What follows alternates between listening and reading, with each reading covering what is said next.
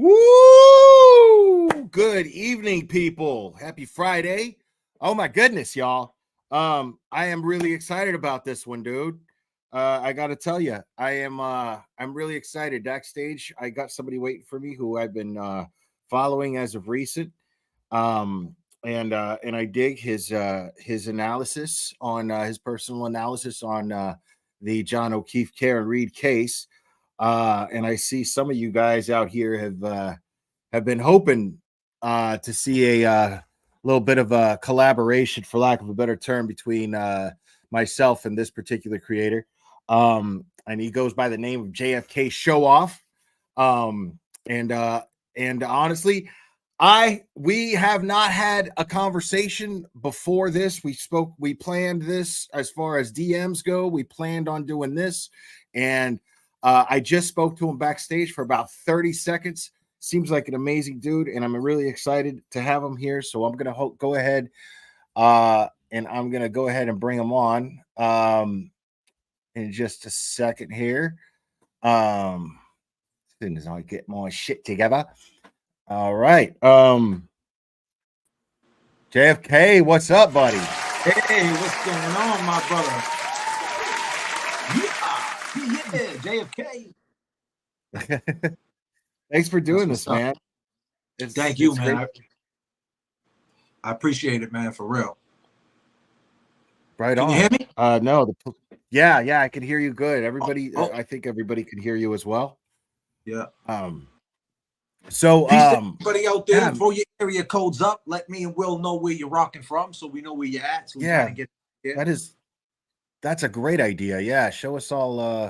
Let us know where you guys are from. That's fantastic. Man, so, dude, how fucking crazy is this case, dude? Man, it's there's just so many moving parts, and it's like when you get where to start. Yeah, it's like we could just go. I feel like I could just go on and on and on about it. I go back and I listen to testimony. I really study it. I watched the trial in real time, and now I'm going back watching it again. And just even when it happened, Will, right back in 2022. I'm a Boston guy, so it came on the news. I remember the snowstorm. I don't know how much snow we got because that's a common thing, But I remember, watching the news and saying, "Wow, this girl hit her boyfriend, the cop, and he died." So I'm thinking like she really ran him over, like something really bad. And then, even then, when I initially first heard it when it broke, I was like, "Man, that's crazy." Like I just, how'd that happen? And, let me ask you this: Did you pretty much assume that she had hit him when you first heard about it? I mean, we're talking about like the day, like on the news, like whenever they put it up there, right. They said that she hit him and he died. It was they I think when they put it up there, they said that that it was accidental and like she left him and she didn't know. The same story, basically what they say now. And right. But it just even sounded suspect then. Boston police officer dying in care, and it was just weird when you first heard it. Well, see, you're from there, so to you it sounded weird because I would assume that you probably are kind of aware of some dirty doings that take place and within the higher ups, more or less, because every local that I speak to is like, you didn't even know how it is here, like this is just fucking everyday shit. I'm just like, what? We got Massachusetts got a real ugly underbelly. A lot of things happened in the past. And, there's a lot of diversity out there, though. And, there's a lot of good things out in Massachusetts. Honestly, people out in Massachusetts, when I say Massachusetts, I'm talking about everybody. See, when we talk Massachusetts, same thing we were talking about backstage in Atlanta. When you think Georgia, you think Atlanta. When you think Massachusetts, you only think Boston. But there's just so many different places in Massachusetts. So, but the best way to explain Massachusetts is spoiled, man. We got the best teams. We got beaches. We got diversity. We got the best hospitals. If something bad happens to you, you're in good hands. All the things that you need in life, right? And so, yeah, when I heard this, I thought either A, she ran him over for real, and blatantly did it, because how else did he die, right?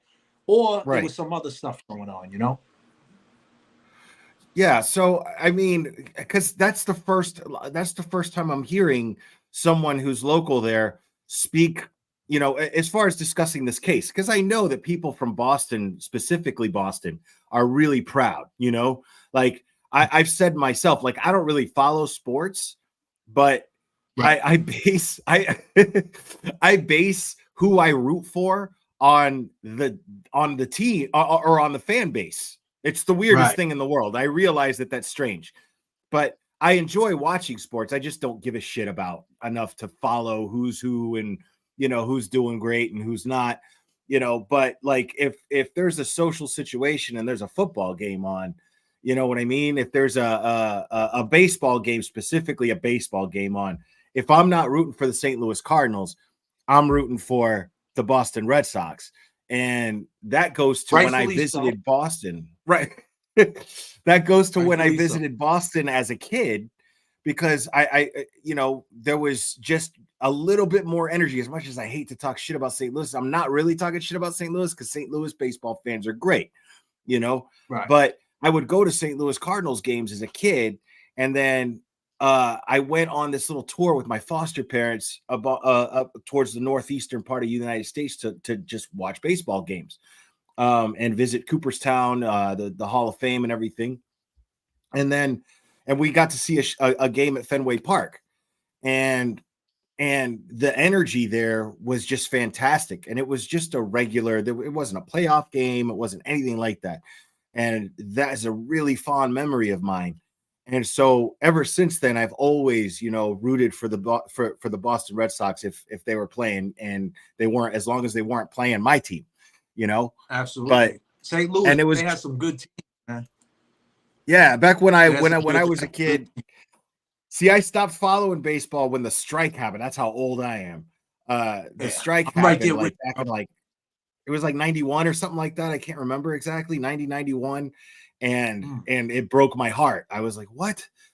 And then it was right at that age, that very pivotal age where rebellion kind of starts kicking in. And then I discovered yeah. rock and roll, and I learned how to play guitar, and then it's all downhill from there. It's just a big wasted life. Yes, sir. But It's a beautiful thing, but though, right? You got to live and yeah. learn. I speak on that. That's what JFK means. It means justice for the kids. I Oh, started. I love that. Yeah, that's what it means. The show off part, it's just JFK. The show off part is only because the name of my record label is Showoff Records. My partner is Static Selector. He's a big DJ. We did Joey Badass, Action Bronson. I'm naming the bigger names. 2 Chainz we worked with, J.F.K, like all the big names in the hip hop game. We do Shade 45 on Sirius Satellite Radio every Thursday, 7 to 9. We do Shade 45 on Eminem's radio station. So that's the rotation that I'm a part of. So Showoff is the label, and we have a crew called the Showoff Crew, which is the people who just started, that built it. So there's like 4 of us. So I just put JFK Showoff because there's a million JFKs. You know what I mean? But it's JFK Justice for the Kids because it's not what hip hop. That's what it started with. It's not what hip hop can do for you. It's what you can do for hip hop. Kind of, the whole concept of it. And hip hop coming up with me, the underground scene, like you playing guitar, being beats, doing music, being a writer, coming up with stories, just being creative, saved my life and saved so many people's lives. And it's got a real bad it's got a stigma attached to it. As soon as I say I come from that hip hop world, people automatically say, "Oh, he's Vanilla Ice. He's Marky Mark." It's like you get that, and that's what you get in Boston. That's what you get in Boston, and people don't understand. People just understand if you're not in the know, it's a different universe. It's kind of like the WWE, either into it or you're not. But at the end of the day, WWE is a billion-dollar company, so you got to do your homework. And it's kind of like the Karen Reed case. Now we have a universe with the Karen Reed case, and here we are, the Glera and JFK. So it's kind of wild, man. Yeah, that we would cross paths like this, most definitely. And it's a blessing. I've been saying that since I started following this case and covering it. I'd never been a part of a better community, and it really made good. You know what I mean? Like it really made good. It validated why I followed the Red Sox, or why I like the Red Sox anyway. You know what I mean? It made good on the reasons for that, because it's the people, and the people are passionate, and the people are loyal, and there's a certain vibe of loyalty within that town.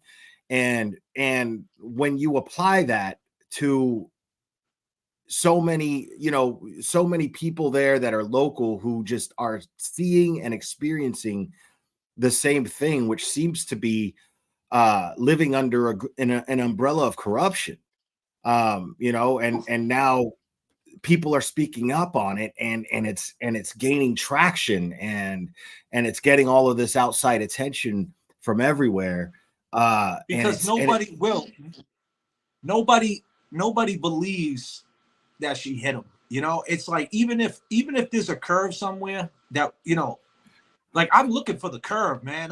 You know what I mean? It's like, I'm looking for the Right. curve. Like, where is it? Like, how did she do it? Like, did she do it? Like, you know what I mean? I went down that rabbit hole. But as soon as the trial happened and they got on the stand, each and every one of them got on the stand. You talk about Massachusetts, how you like the people, you met some good people in Massachusetts with the free Karen Reed. But all my Massachusetts people out there, Massachusetts, we have a problem with trying to one-up each other. Hey, I got 10,000 in the bank. Oh, really, dude?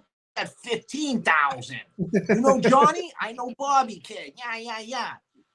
There's a lot of that out there. And Yeah. I fought through that, Will. That's more or it less the way how it I is have in it. South Florida too. It There's just a depends. lot of name dropping and shit like that. So when I see these people jump on the stand and thought they were going to one up the legal system and one up the intelligence of all of us, right off the bat, that just proves guilt. Because if you're a witness, you don't have to lie, and you don't need a good Right. memory to tell the truth. So I seen it. You just see it for what it is, and you don't have to be from Massachusetts, I'm saying, to know this. But being from Massachusetts, right. I know these type of people. Right. Well, yeah, and I was speaking more about the people who are out there doing the standouts and supporting outside of the courtroom and things of that nature. They all seem to have this in common, and I see what I loved about you at first. I remember the first thing that my first impression of you was seeing you going out to the Celtics finals games and talking to the people outside, and Yes. and asking just random people if they heard of the case and how they felt about it. And that was incredibly eye-opening, because Oh, yeah. I'm sorry. Go ahead. I was just going to say that gave me a perspective beyond the people that are in my chat, beyond the people that are outside of that courthouse. That just because they're not out there standing out, they're still supporting, and they're going, yeah, man, like, she's totally innocent. This is messed up. You know what I mean? So you provided that perspective. You provided that more broad perspective, and I'm grateful to you for that. Absolutely. It's groundwork, right? It's like hand over fist. I'm all about hitting the ground. The internet's cool, but I'm old school. I like hitting the fist. I like talking to people face to face. So what I did was, during the finals game, I just used, basically, I took some of the, we did a song called Bleed Green. It's me, Terminology. He's an MC. Easy Money, Rex, and Static Selector produced it. If you're in the know, you're in the know. And it's called Bleed Green, obviously, because we was about to beat Dallas. And in the song, I said in the song, I was in New York at the time. So a week before, I went to Game 2 in Boston, because I work out in New York. My studio's in Brooklyn, New York. It's in Bushwick. That's where my studio's at. So together, we had a show out there. There was a block. And so anyway, long. So we're in there, we're recording the song, which I love. It's not no internet shit. We're sending the music to each other. We're all together and we're up with the song Bleed Green, right? Which, when Celtics music for years, I have a whole mixtapes called AGE, All Green Everything, but Age. And age is the main thing there, #age, because that's attached to it. When you get older, being a musician or a rapper, but I don't call myself a rapper. I call myself a writer and an artist. But anyway, we made the song. In the song, I said, colorblind. I can't see Dallas green because, you know, Dallas Mavericks, when they first started, they were green too. So I said, colorblind, can't see Dallas green. North Station, that's Boston. North Station, make our status scene. Showoff crew, we ride on static beats. It's different here. Free Karen Reed. And I put that in the song. So when I actually went to game 2, I made the shirt. I had the bleed green, you know, had a t-shirt bleed green of the album, of the single on my shirt. And on the back, I put that line. It's different here. Free Karen Reed. So to answer your question, when I was walking through Boston, game 2 in the Garden, on the back of my shirt, it said, it's different here. Free Karen Reed. So never mind the people I got on the microphone, just the people that were knocking on my shoulder going, yeah, free her. You know what I mean? She's innocent. Yeah. She's innocent. Nobody ever knocked on my shoulder and said she was guilty. Wow. I'll tell you that. Yeah. You know? Right. See, that's fascinating, man, because I mean, that's something that you see also. You see very little anti-support for Karen Reed versus the support for her, you know. And you know, it just, to me, you know, that just speaks for itself. You know, I mean, you're just looking at the facts. That's what ended up. I did the same thing that you did. Like, I'm in the same position that you are. When you said that you're still looking for the curve, I'm still open. I'm waiting for evidence that implicates her beyond a reasonable doubt. I'm waiting for anything that's not circumstantial at best, you know, and I'm not seeing it. You know what I mean? And that's the thing is I one thing I think that we all have in common is when we talk like that, what that does is that doesn't describe so much support for Karen Reed as it does support John O'Keefe and getting justice for him. You know, that's what I think everybody here is really, and everybody thinks that we're anti John O'Keefe simply because Paul O'Keefe has a problem with all of us, you know. And if Paul O'Keefe if he doesn't support us, then we must be anti John O'Keefe. And that's just simply not true. Thank you, Leaky Leak. And welcome to Logic, Sheila or Shecky Sheila. Yeah, I don't know what happened to JFK. He seemed like he had some bad internet there, but hopefully we'll give him a couple more minutes to I hear I'm something. right here. I know my internet. I'm seeing the comments. People are saying, I'm seeing I'm sorry, I'm back. Do I look any better now? A little bit. It's I lost him. When he comes back, I'll let him back on. But yeah, his internet's a little wonky. But it happens to the best of us.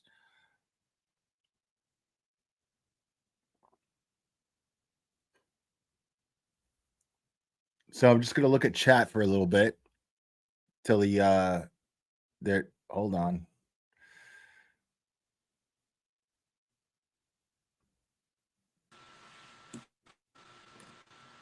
All right, you're coming through. How am I looking? Am I looking better? Much better. Much better? I turned it off and I went back on. I didn't catch that.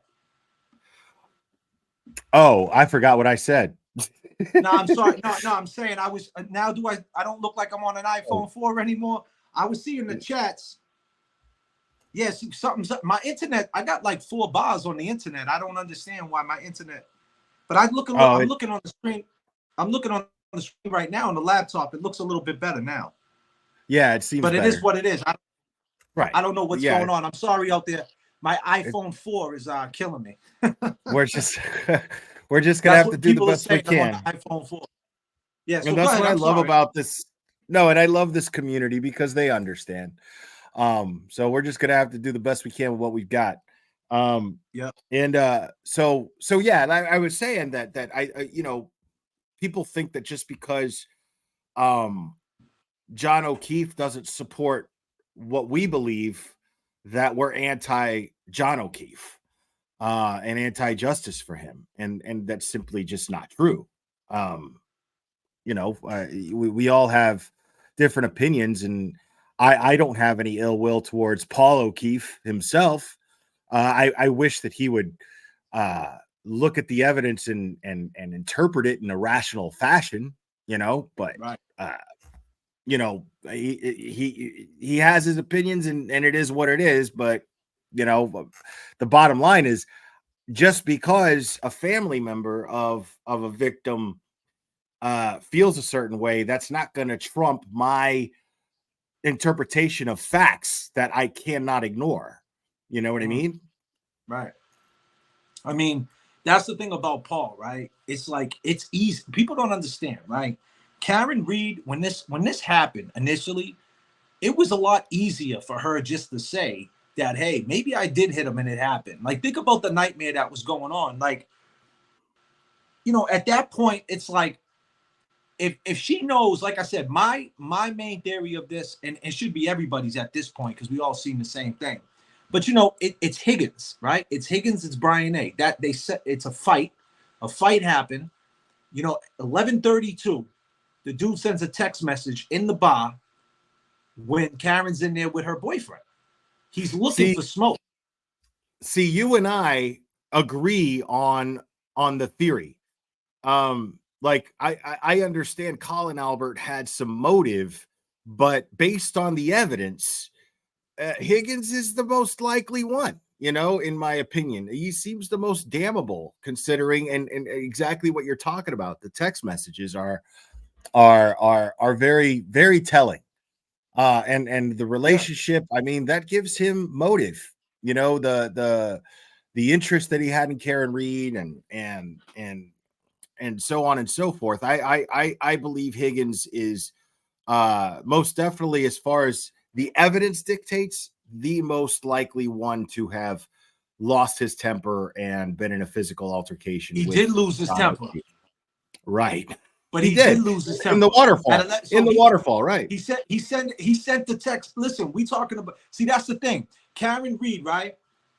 We can only speculate, right? I'm just saying, if Karen was drinking like that, and if she's taking anything else, and I mean that with all due respect, if she's taking anything else, the benzodiazepine, I'll just leave it at that.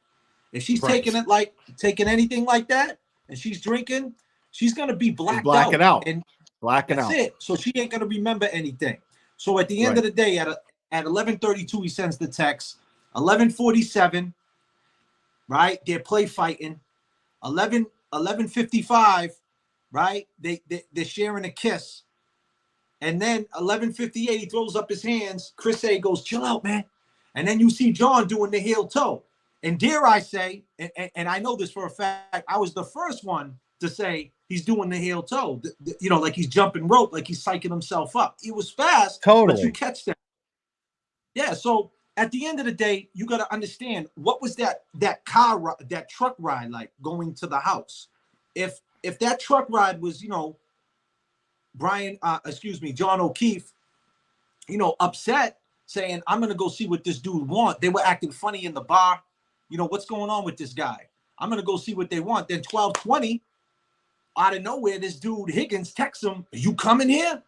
And now John's like, you know what? I'm going to go see this dude. And let's paraphrase, but I'm just saying, I'm going to go see what this dude doing. A fight breaks out. But here's the hit. The very next morning, she texts him back, right? Karen texts him back.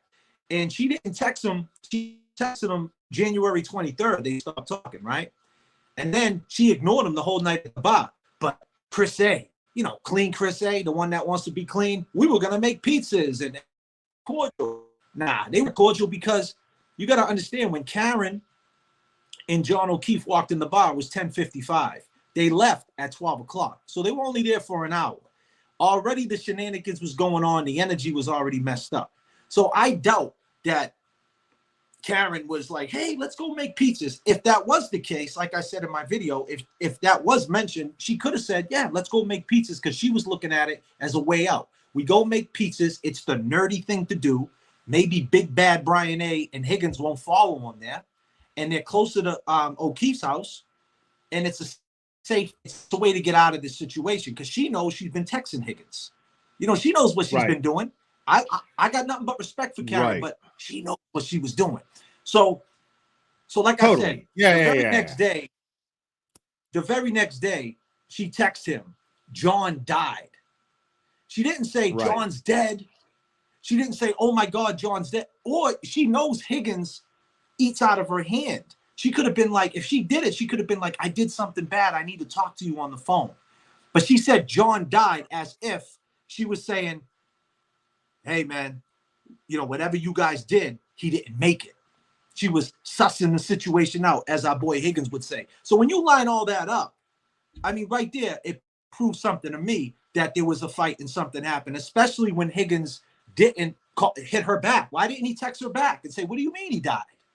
You know what I mean? Or anything like that. Yeah, I think that's more telling. Like, I feel like her saying John died, just the wording of that, I agree with you in the sense that it's telling in the sense that it's not making her look guilty. John died sounds like something happened. She doesn't know what happened.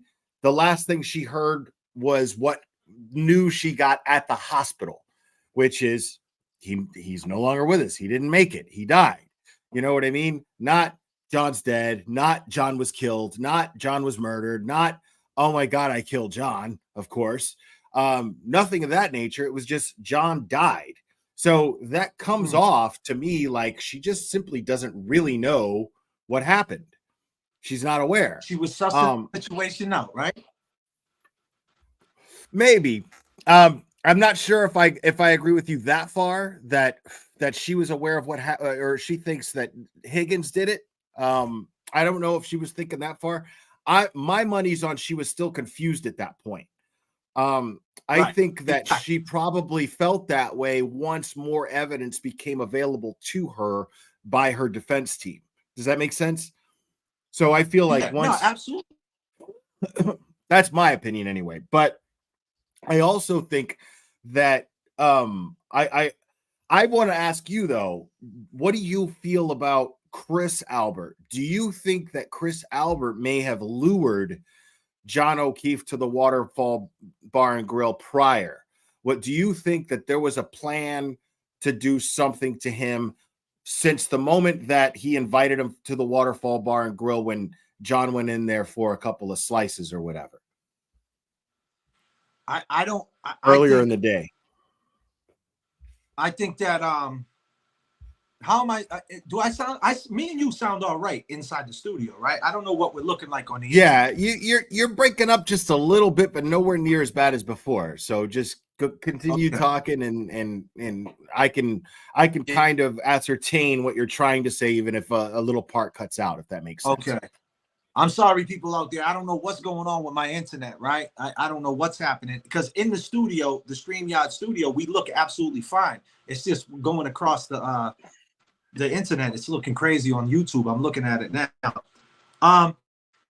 As far as Chris A goes, I feel that Chris A knew that, you know, Higgins was talking. It was the joke, basically. Like they knew, he knew that Karen was talking behind John O'Keefe's back, and he just wanted to pair them up and see what the energy was like. And I think that's the reason why Higgins left Hillside and went to the Waterfall. And, you know, you got to understand, they never zoned into, Yannetti never zoned into the fact that his wife started at CF McCarthy's right next door to D&E Pizza. So if his wife was in there that night, she was in there with Karen and John, and she seen John with Karen, right? Or let's say he wasn't there at that same time. It's not hard for good old Chris A, because he got the text. He got the text from John. He could have said, "Oh, John text me." Now he's the type of guy, he's a paranoid guy. Will, you know, he does a lot of messed up things to people. I can guarantee you that. So he probably Chris Albert, yeah. Oh, John just texted me. You know, I should come over for a drink right next door. We're talking right next door. So, you know, he probably looked over, peeked in there, and I'm just saying, hypothetically, you know, we're in the hypothetical, looked in there, seeing he was with Karen, and he could have hit his brother up. guess what? They're all like Karen and John. I'm gonna have them come down over here. You know, you still with Higgins? Let's see what this. You know, let's see. It's just high school fuckery, man. Fuckery Donuts is now open, and that's just what it is. And that's what I think about it. And then and then things escalated the way they escalated. You know.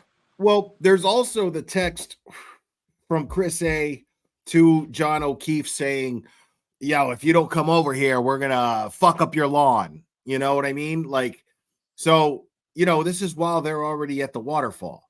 You know what I mean? So, right. So there seems to be this strong interest in getting him over there.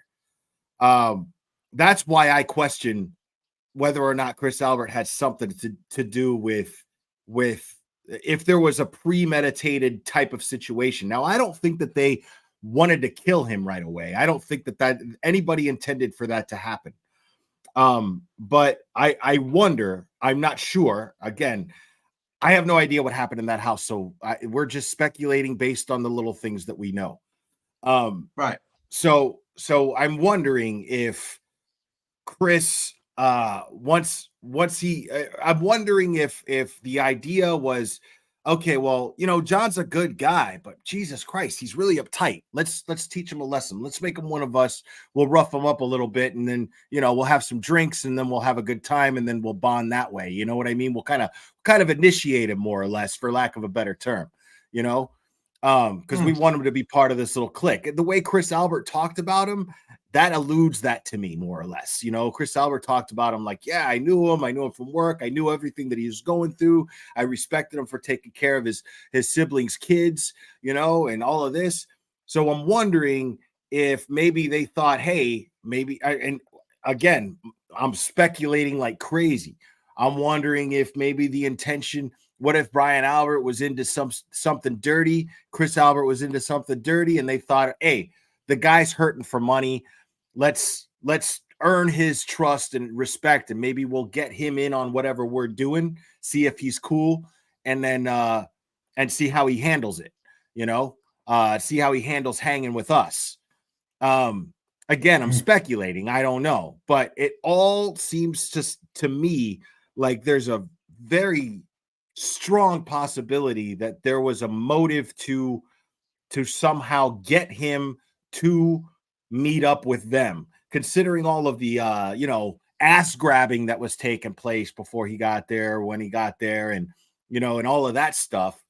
But I'm wondering if Chris and Brian Albert had a certain thing in mind, and then Higgins had something else completely in mind. He actually had animosity towards him. He actually had a problem with him, and that's when things went south. So I mean, I don't know. I don't know. Yeah, but it sure and that's the one thing, you know. That's the one thing we know for sure, is that we don't know. But I'll tell you, it's very possible that, you know, these people are out there doing, and they don't John O'Keefe for whatever reason. But like I said, I think, you know, my opinion, if we're just looking at what I saw in the trial, just sticking to the trial issues, it just seemed like this kid didn't show up. Little Brian A didn't show up. Right. And it's like, all right, what's next? Who else can we fuck with? You know what I mean? Or some, you know, along them lines. And it's like, hey, you know, the whole ride, and Higgins, you know, Higgins is losing control, because Higgins, he spilled the beans. He feels like, oh, she's with him. She hasn't texted me back, you know? And then on top of that, you got to understand, he went behind John O'Keefe's back. So he knows, he doesn't seem like a tough kid, you know? So like, he seems like a real, like a punk. Like, so he's probably thinking in his head, Higgins, he's probably thinking in his head, yeah. He's probably thinking in his head, like, yo, I fucked up. I broke the bro code. I might have issues. So he, you know, he leans on to Brian A, like, what would you do? And it's like, let's confront the situation and see what. And I think that was like the game they were playing that night, to see what. And like I said, when John O'Keefe walked in that bar at 10:55, he walked right over to Higgins, and he gave Higgins a dap, and he gave him a hug. At that point, Higgins didn't know what was going on. And then then for the rest of the time, Karen's not saying nothing to him. So he started losing control, and that's when he did that text that liquor hit him. And I think he was trying to start some shit. And then, Right. then after that, we could just speculate what happened after that. That's where I get hazy on the speculation is what happened once they were in that house. But again, I think that you and I are in agreement in the sense that Higgins was most likely the one who attacked, unless it was John. Because again, now I'm going to flip the script a little bit here, because if you remember, John confronted Karen about Higgins at one point and asked if she hooked up with him, because he saw the camera footage and confronted her about the camera footage that was that caught him leaving, and I mean, it didn't catch the kiss that they had, but he, it made John go, what the fuck was that all about? Right. And then, so and again, I'm of the opinion that Karen didn't really have an interest in Higgins. I think that her interest in him was just to get John's attention, because John's attention was distracted by life. All of his new responsibilities. You know what she did? You know what she did, Will? She checked her market value real quick. You know what I mean? There you go. And then, and she went to go check, see he was, working. Because think about it. The lady's going through, surgeries, a brain tumor. Am I still hot? Yeah, I was hot a year ago. Am I still hot? What the fuck? Yeah, right, I get it. 42.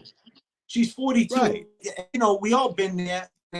You just want to check your market value. But like I said, and no disrespect to Karen, but you also have to take into the factor that, I mean, and I know you know this as well as anybody. You seem like a pretty knowledgeable guy, for lack of a better term. But women at that age tend to be at what they call their sexual peak.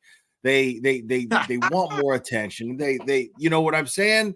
They want to feel attractive, and that's not to say that she's looking for it anywhere she can get it. What I'm saying is that when she has a man, she wants to make sure that she's not doing anything wrong, as you put it, checking her market value. So here she is, and she's like, "Yo, I'm hot. I got needs, and all we got are these problems. And how the fuck do I handle this?" And I think that she just had poor judgment in how she handled it, but needed some self-assurance, some reassurance to herself.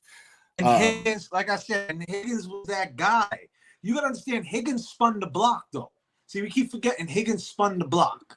Higgins, we don't know how long Higgins was watching her. He's ATF, man. You're a Miami dude. You know what I mean? Like, I'm saying, like, ATF. This dude's seen her outside whacker, pulled up on her. He probably had the secret sauce, like I always say, in his beard, right? He had the hair on. He pulls up, I'm ATF boy. And then he starts talking to her. And then she realizes, oh, wait a minute. Then he hit her with the nickname. I'm going to call you the weed whacker girl. And so now, he initiated it. And she's seen that. Right. And she was like, wow, someone's interested. She was, basically, it was another way of 13 steps. She was feeling attractive again. Listen, when you in NA and AA, right, is the 12 steps. And when you got girls that come into this NAAA coming straight off the street doing things they shouldn't be doing because they're in a bad place mentally, you got these 13 steps, call them, who take them when they're in a fucked up place. Who fuck with them. And that's exactly, this dude's ATF. He sussed the situation out. She was in a situation, and he's like, well, I'm gonna get with this. I'm gonna fuck this all up. And that's what he was all about. He was 13 stepping. Higgins, he was doing it, and then he with it. But like I said, she's talking to the ATF guy. We don't know what he said to her. Remember, he said on the stand that she went to his house, and then it was awkward. Who knows what he said? He probably talked with both sides of his mouth. One minute he's saying, "I understand. You're not really with him. You're not married. His sister died, left the kids. You're not a mother. Just be with me, and I get it." And she probably talking about John. and then it came to the point he probably snapped and said, "Fuck," you know what I mean? I'll bang John out. Like, who knows what he said? You know, I'm just like I said, man. you know, That's and what I think. I mean, I think you know? the liquor, I think the liquor and the small dick fucking insecurity all hit him at the fucking at just the right time or the wrong time. All of, you know what I mean? It was the perfect storm of fucking of small dick insecurity and fucking liquor. You know what I mean? Where he acted the way that he did. And I don't. My whole thing is I feel as though, you know, this dude is definitely not smooth, not at all. He's definitely not a player. You know what I mean? He expected too much from her. He thought she was going to just drop him and they were going to be a couple over But he a was couple of paranoid. texts. Exactly. And he was paranoid as fuck, from right? the jump. You know what I mean? Like, how'd you get my number and this and that? So, like I said, when she stopped texting him, his brain, being an ATF agent, he needed to be in control. So when he was in the bar and he seen, this is me, he seen John walk up, give him a hug. Now she's ignoring him, kind of like as if she was saying in so many words without saying it, you know, body language, basically saying, I'm here with John and I ain't even saying a word to you. And he just couldn't take it. So he wanted to see what John knew. So we sent the text. And like I said, maybe John seen the text and was like, you know, and who knows if that energy was there. He knows John seen the text. Right. But then like I said, then they get in the car and now he texts John. And now John's like, what's up with this dude, man? And she's like, you know what? I talked to him behind your back. He's not even your fucking friend. You know what I mean? John, fuck him. You know what I mean? Right. And what? You did what? And I doubt that she went behind his back and got a phone number, but she probably flipped it a little bit. And maybe he was on type of time. Maybe I'm gonna go confront these dudes because, like you said, there's more to it. Maybe there's another layer to it. We don't. But he felt like, nah, I'm not. You know, I live in this town. I'm not letting these dudes. He, you know, and Paul, his brother Paul, answer that question. Paul, is your brother? If your brother's getting disrespected like that, and in that type of situation with his girl, the dudes are punking him, is he gonna step up, Paul? Is he gonna say, nah, not today? That's not happening. Is he that type of dude? Only Paul can answer that question. Yeah. And really, I mean, only Paul can even remotely begin to answer that question besides John himself. And we know John can't answer that question. So Paul would be the one dude who would know this because he's known him since childhood. You know what I'm saying? Like my brother would have me snowed exactly how I'm going to be able to handle something, you know, how I'm, you know, is he the type of guy to do this? My brother would be the first one to be like, yeah, or nah, you know, the most qualified for sure, because we grew up together, you know? But I think about it. Go ahead, man. Well, I was gonna say, like as far as that goes, you know, thinking about how things might have went down, because you also you gotta, if we're gonna factor in Higgins' insecurity issues, right? What all could have played? Let's break down the environment that could have contributed to his rage, right? Like, you've got Brian Albert, who he's buddies with. You know the type of dude Brian Albert is. You've got Chris Albert, who is Chris Albert and probably just jumping along with whatever is going on. But it feels like if your theory is correct, right, and you think that everybody was just kind of like, yo, when he gets here, handle the situation, blah blah blah. But there's got to be a factor, in my opinion, of a guy like Higgins, who's as insecure as he is and feels like what makes him a man is being tough, right?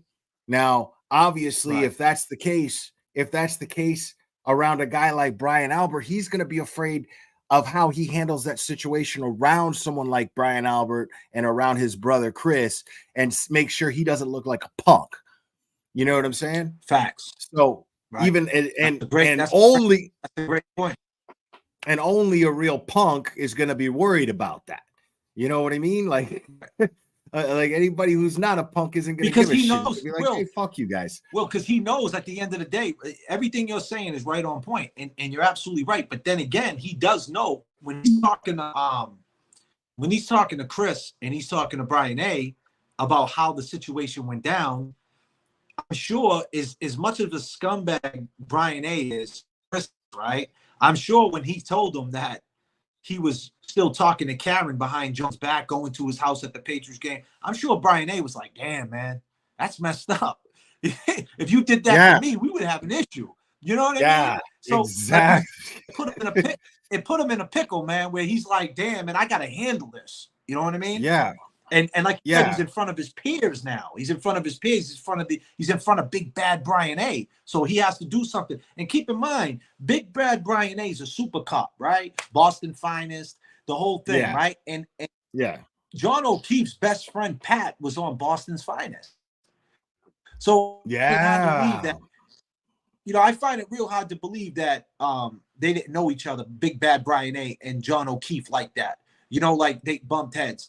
And basically, that's why I feel is, like he might have said something like that. If Brian A is as corrupt as people speculate that he is, because I don't have the evidence of that. I just know that whatever's going on is corrupt as fuck. That's all I know. But I don't know if he's involved in drugs or anything like that. I have no idea. But let's just say, for the sake of argument, for the sake of speculation, that he is, right? Let's say that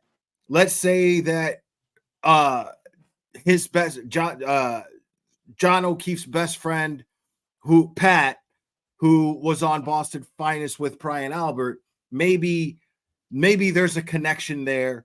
And Brian Albert thought, okay, this guy, I feel bad for this dude and everything that he's doing. And he seems like a fucking honorable guy. But the thing is this is the thing about bad guys, right? Bad guys always think they're good, right? They always think they're good. They never know they're bad. They never say, hey, I'm bad. I'm the bad guy. You know what I mean? They never do. They always think they're the fucking hero. And they always justify their shitty actions with some sort of fucking excuse, right? So let's just say Brian is like, well, I do what I got to do to pay my bills. I got a big family. I got to take care of everybody. I got to hold up appearances. I got to have a reputation uphold, blah, blah, blah, blah, blah. And this is why I do the dirty shit I do on the side. And I want to bring somebody in who I can trust, who is an honorable guy. Dismissing the fact that being a dirty cop is dishonorable as fuck, he still looks at it like being honorable if he could trust you and bring you in that circle. He thinks, well, John he's no slouch, he's obviously got the fucking gumption to handle what life throws at him, like if he's going to take in his siblings' kids and take care of them, no questions asked, and he's going to keep to himself and be a nice guy, and he's going to stand up for himself against his neighbors who happen to be my brother, and tell him to fucking respect my goddamn property. I don't give a fuck if you're the select board guy or not. Respect my shit, Maybe Brian sees him like, you know what? Here's how we fix this situation. We make him our friend. We don't fucking let's, I realize everybody here just wants to smack the shit out of the guy for being a fucking Karen about his lawn. You know what I'm saying? I understand that shit. And you want to fucking smack the shit out of the guy because he's got a girl who was texting you and you like her and blah, blah, blah. Let's fix this situation right now. And we all squash this shit, because everything, let's say he's in a bad business, he's going to say this kind of shit is bad for business. So we don't need this guy sniffing around. The best thing to do to cover our asses is to bring him in on whatever we're doing, and we make nice with him, make him, very Coplandish, if you think about it, very Coplandy, Yeah. That's excellent take. But I don't have any evidence that Brian Albert is a dirty cop. You know what I mean? All I know, besides, I know that he's a dirty cop in the sense that some shit happened in his house and he knows about it. Whether he did it or not, he knows about it. And he is the fucking, and he's the balls behind covering it up. Yeah. There's no way in America that Brian A would in front of his house when it came outside. A car alarm could go off. That dude's outside. There's no way. Right. And his I mean, right wife, there of alone, there's course. no. And here's the thing. Let's take it a step further, right? Who, when they put the body out on the lawn, right? Who's going to be the one to find the body before Karen came into the picture? Who's going to be the one? They had a wall, right? So Higgins leaves, right? That's how it went down. Higgins leaves, and he goes to the police station to figure out who's working, what window they have to control the situation, right?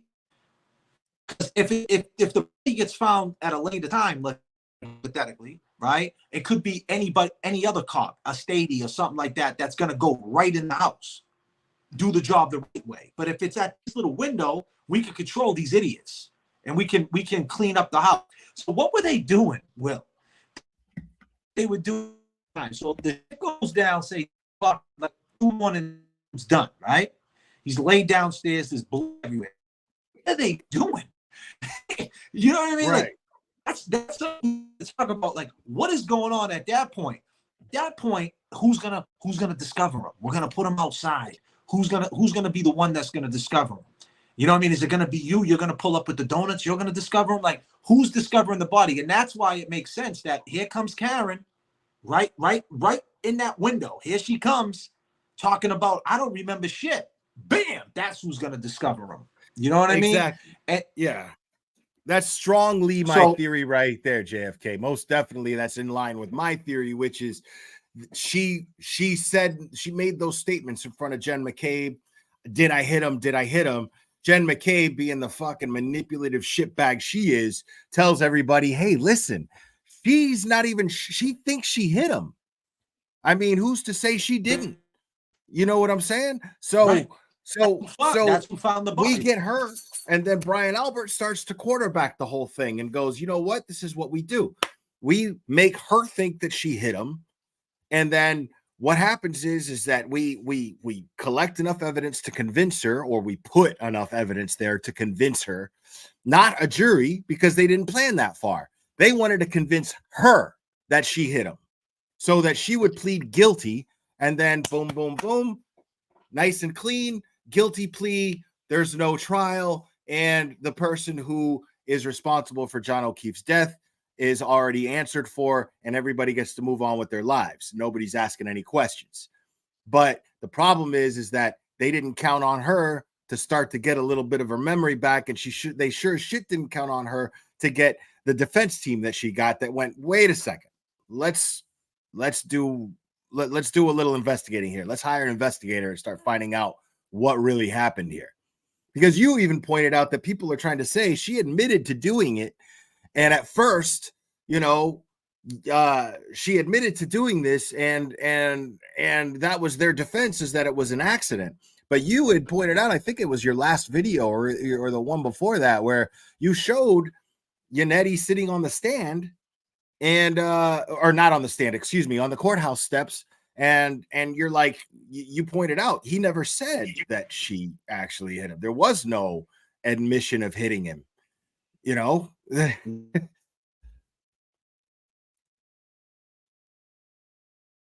Okay, you're frozen right now. There you are. You're a little. I'll fix this. Hold on 1 second. No problem. No problem.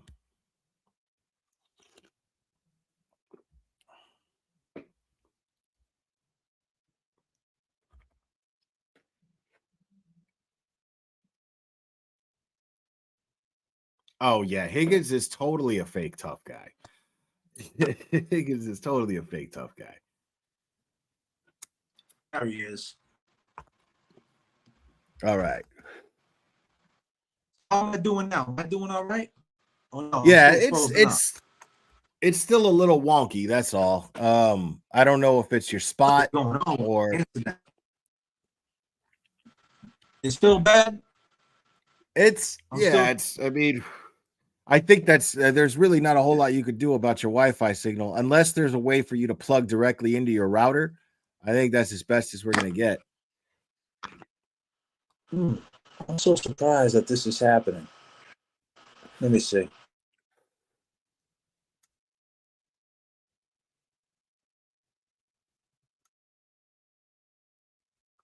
I'm just gonna look over at chat while he figures this out. It's a good question. Why did they want Officer John O'Keefe over there so bad? JFK Showoff, they wanted his phone. Tell us about it. Yeah, so when he comes back, we'll have him we'll get his thoughts on that. Are all eyes McCabe.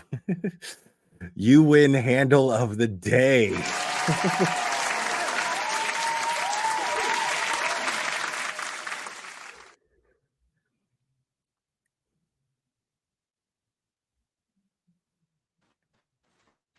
How we doing? Still a little, yeah, it's Am I still not really. Like I can kind of make out what you're saying. That's how I can answer you, but it's glitter still is gone. there. What is I can going see on with this you. stream? Can you see me? I can see you. Am I all right? Am I on? Yeah. Can How you do hear I me? sound? Hear you? Yeah, you cut in and out a little bit, but I mean, like I said, I think it's the best it's gonna get, buddy. I'm so upset about this, man. I really wanted to go in with this, man. You know, I prepared for it and everything, man. I'm sorry to the people out there that wanted to see us link up in the It's internet. actually way better right now. Like way better right now. Oh, is it? Yeah. Okay. Man, I'm sorry. I don't know what it is. It's not the phone. It's It's none all of that. good. It's just this. It's just this stream. I don't know what it is because I connected through the StreamYard through my YouTube. I don't know if that has anything to do with it. You know, last time I went on the Young Jerk, I just connected right to the StreamYard. This time I went through YouTube. I don't know if that had something to do with it. Possibly. I mean, I sent you the link on Twitter. So I don't know. Oh wow, Jen Del Rio gifted 10 memberships. Thank you so much, Jen Del Rio. Yippee! Everybody out there, peace and love. I appreciate all the sub, appreciate all the love, and let me get out there and speak my piece on. Yeah, let's plan for something else another time, man, because I really want to continue this conversation with you, and I really enjoyed it so far. Yeah, let's do that. Yeah, so we'll do that. Do it again we'll do it again another time, and but I'm really glad that we that we crossed paths, and I'm really enjoying our dynamic as far as this conversation. Like I said, I'd really like to continue it at some point. So thank you for joining me. I really do appreciate it, man. Everybody out there, you know, check out the and you know, we're gonna get down to the bottom. We're gonna keep, you know, at the end of the day, the way I look at it, my whole bullet point is there's no way it's not coming out when there's another bit on the front lawn. You know, until you can explain that to me, Karen. Right. Nobody saw him out there. What the fuck? You know what I mean? Like it's bizarre. It's bizarre. There's so much that we haven't even touched on yet. So I look forward to having this conversation with you again, man. I really am. But I'm so grateful to you for joining me tonight. And I'm sorry, guys. Like I said, it'll just leave more for next time. Let me try one more thing. Let me try one more thing, Glimmer. Right? Sure. Take over real quick. I'm gonna try one more thing. Sure.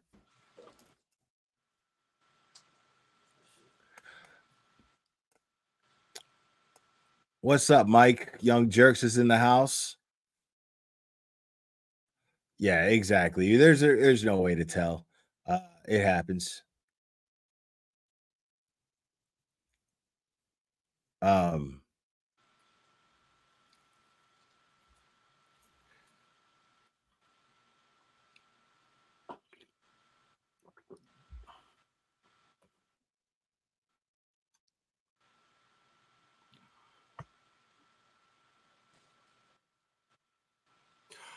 Well, Kimba, I think it's just an internet issue. Sometimes I get a weak signal, even though I'm plugged into the Wi-Fi. It's just an area thing, you know. It happens. So I mean, there's just no way to tell. The internet is the internet, man. What are you gonna do? You know, either you got a strong signal or you don't.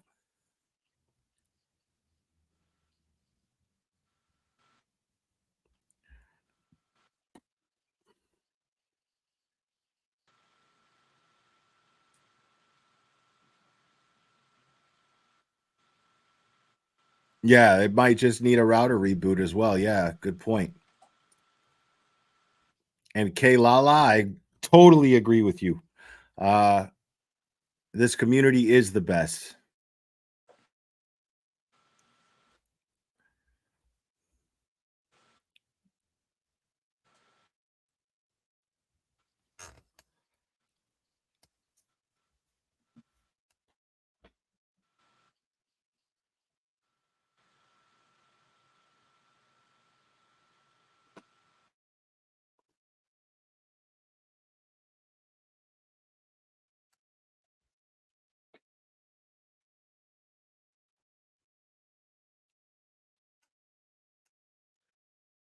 Yeah, I don't know if he's trying to say anything or anything right now, but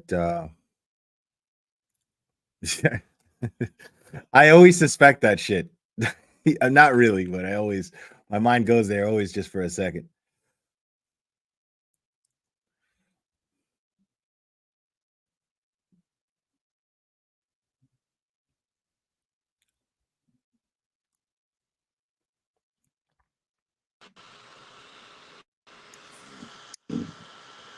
Your internet's acting up too? It's no, it does sometimes, is what I was saying. How am I doing right now? How am I looking? Any good? It's yeah, it seems better. It seems better. Seems like you're in a better spot. What's going on, Will? I don't want to take up your live, man. And kill you Oh here, man, you're good, man. you know? You're good. You're good. Dude, you're talking to a guy who You know? who you're talking to a guy who did his research on this case live. Like I didn't do it behind the scenes. I Oh did it yeah. live in front of everybody. Yeah, I got a hold of Sleuthy Goosey's her spreadsheet, and I was like, all right, people, I don't know shit about this case, and we're gonna get into it right now. That's how I got into this case. So like it was an entire community effort from the beginning. So you're not fucking up my life. Trust me. This is this is what people Yeah. this is what people log in for. Right. So hey, listen, I'm gonna leave it like this, man. We're gonna connect. Let's inbox each other and let's connect another day and let's do a part 2. And I'll make sure my internet's 100%. I don't know what's going on right now. I mean, Hey, it everything's happens saying, to the best of us, man. and I'll leave it like that. Peace and love, my brother. All right. Thank you again for joining, man. We'll do it again soon. Thank you again. All right, brother. Thank you. All right, buddy. All right, man. JFK Showoff, y'all.